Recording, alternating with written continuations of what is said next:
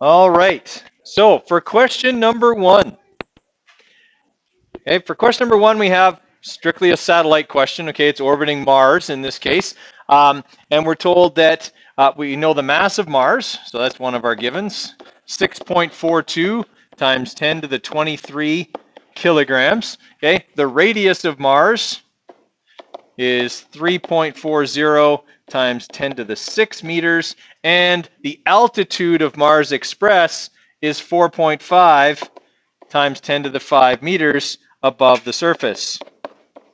All right, so the first thing I need to do here is get the actual orbital radius of Mars Express from center to center. Okay, so give them a mark for their givens first, and then they'll get a separate mark here for calculating the actual radius that we will use by adding those two numbers together. Okay, so we will have our 3.4, come on, 3.4 times 10 to the 6, okay, plus 4.5 times 10 to the 5, right? It was 4.5, right? Yeah. All right, so there's our actual orbital radius, so 3.85 times 10 to the 6.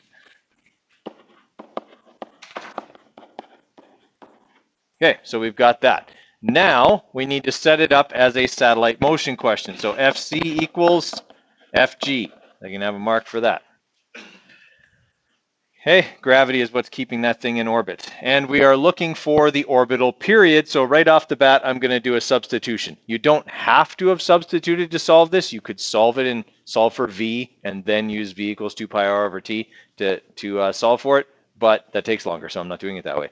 Okay, I'm going to do it this way, where I've already plugged in my substitution. 4 pi squared, okay, r over t squared, okay, equals big G times the mass of Mars times the mass of the satellite over r squared. All right, so they can have a mark for that. Okay, if they didn't do that, then we'll have to find the spot for their mark. It'll be their extra step at the end or something like that. Okay, we are trying to solve for the orbital period. Okay, so we got a bit of manipulating that we have to do here to that formula. Okay, so we're going to move t squared over to this side. We're going to multiply both sides by r, okay, and we're going to divide both sides by big G and the two m's, and that will leave us with this, 4 pi squared r cubed divided by big G times the mass of Mars square rooted to equal t. They can have a mark for that. What do we have to? 4? Yeah. Okay, when we plug in our numbers then, it's going to look like this. 4 pi squared times 3.85 times 10 to the 6, okay, and that's cubed, divided by 6.67 times 10 to the minus 11 times the mass of Mars, which was 6.42 times 10 to the 23 kilograms. Okay, so that'll be mark number 5. And the actual number for the period,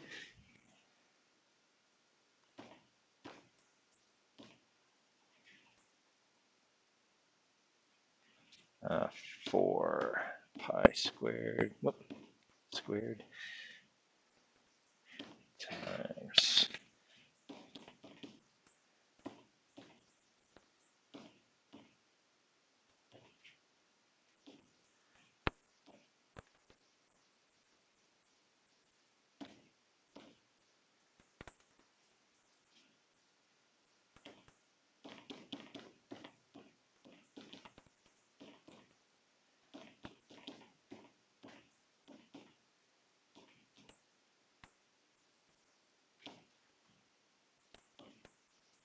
all right, so we're getting an orbital period here of, and we have, what, 3 significant figures? Or 2? 2 significant figures.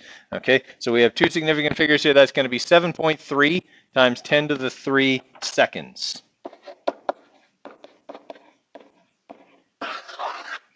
For their 6th and final mark. Questions on number 1? Okay. For question number 2, also a satellite motion question where we're being asked that, where we're given this time the orbital period, except we're given it in years and it needs to be in seconds. All right, so first thing we want to do is calculate the orbital period in seconds. Okay, so we're going to take that 164.79, okay, and we're going to multiply that by 365.25.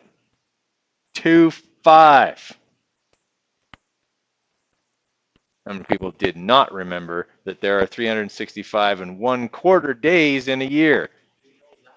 Why do we have a leap year every 4 years? I don't know. Because the year is actually 365.25 days long. That's why every 4 years we get an extra day. I'll solve it with 365. How many people actually remembered? All right, nice. You the man. Okay.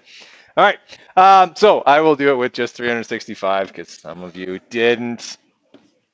I don't know what rock you've been living under, but a year is 365.25 days in the future. Yes, from now on, you best remember that every 4 years we have a leap year because of that. Yeah. You just thought it was for fun, didn't you? You just thought we were messing with you every 4 years. This is why. Okay. All right. So times 365 times 24 times 3600 will get us the number in seconds. Okay, because there's 24 hours in each day and 3600 seconds in each hour. There is the orbital period in seconds. All right. Okay. Now that we have that, so we'll write that as our givens here. So I'm just going to go that number. I'm not going to write it down. Okay. And the other numbers that we have are obviously the mass of the sun and things like that. So 1 mark for calculating the period, even if they did it wrong. Okay. Then we have FC equals FG. Okay. And we're looking for the orbital radius in meters. So again, we'll have M 4 pi squared R over T squared equals big G times the mass of the sun times the mass of Neptune over R squared. Okay, and so we're looking for R. So we're going to multiply both sides by R. Sorry, give them a mark for this. Okay, multiply both sides by R, and then so that'll give us R cubed. Multiply both sides by T squared. Divide both sides by the mass of Neptune. Divide both sides by 4 pi squared. Okay, and what we're going to be left with is this: R equals the cube root of big G times the mass of the sun times T squared divided by 4 pi squared. Okay, everybody with me on that one? Okay, so they can have 1 mark for that manipulation, or maybe they went straight to plugging in the numbers, okay, which is 6.67 times 10 to the minus 11 times 1.99 times 10 to the 30. Whoop, I wrote that completely wrong. Times 10 to the 30 times that number that we had, which I'm not writing down, squared, okay, divided by 4 pi squared. All right, so when we punch that into our calculator, 6.67 e negative 11, 1.99 e 30, answer squared.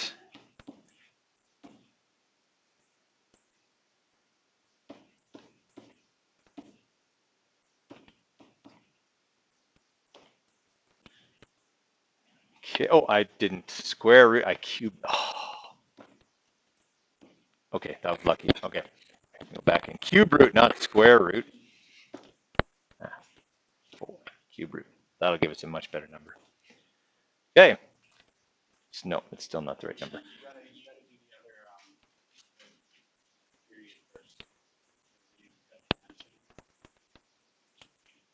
Yeah, I have the answer in seconds.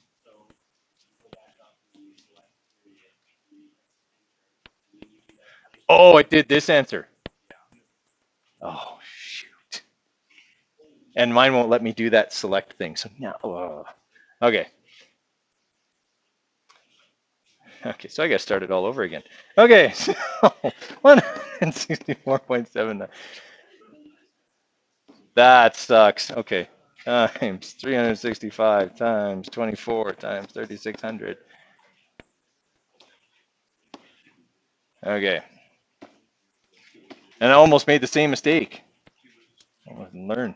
All right, racket.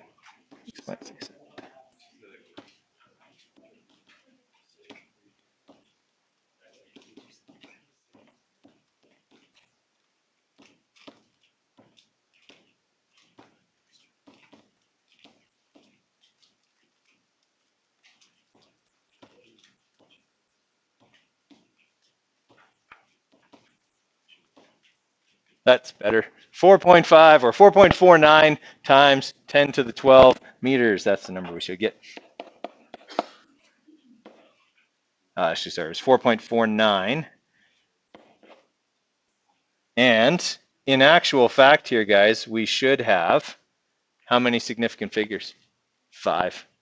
Okay, constants off of your formula sheet are considered to be not part of your significant figures. I'll accept 3 significant figures if you left it, but you need to remember that for the future. So 4.4947. Okay, times 10 to the 12. That's a 2 meters. Fourth and final mark. Whew, that took way longer than it should have. Okay. Give him a mark out of, what is that, out of 10? Yeah, give him a mark out of 10. Okay, let him see it, and then hand him in to me up here, please.